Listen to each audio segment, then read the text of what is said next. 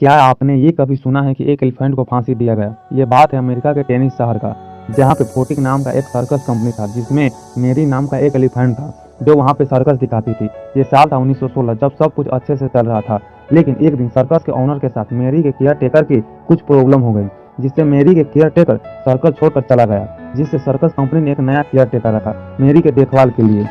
लेकिन नया care taker होने के कारण वह एडजस्ट नहीं कर पा रही थी और खोया खोया सी रहने लगी थी। लेकिन एक दिन इस सर्कस का एक रोड शो था, जिसमें मेरी भी थी। उस दिन उसका केयर टेकर उस पे बैठी हुई थी।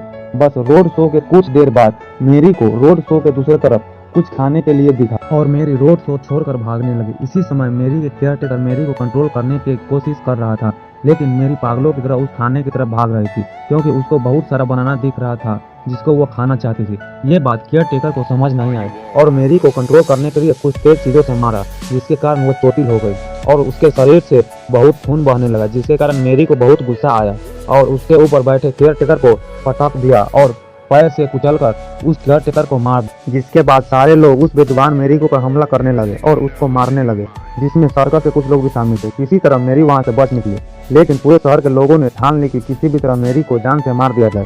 किसी ने बोला उसे तरपा कर मारना चाहिए, किसी ने बोला उसे इलेक्ट्रिक शॉक देकर मारना चाहिए, जिसके चलते वहां के लोगों के रिक्वेस्ट के कारण सरकार ने मेरी को फांसी देने की ठान ली।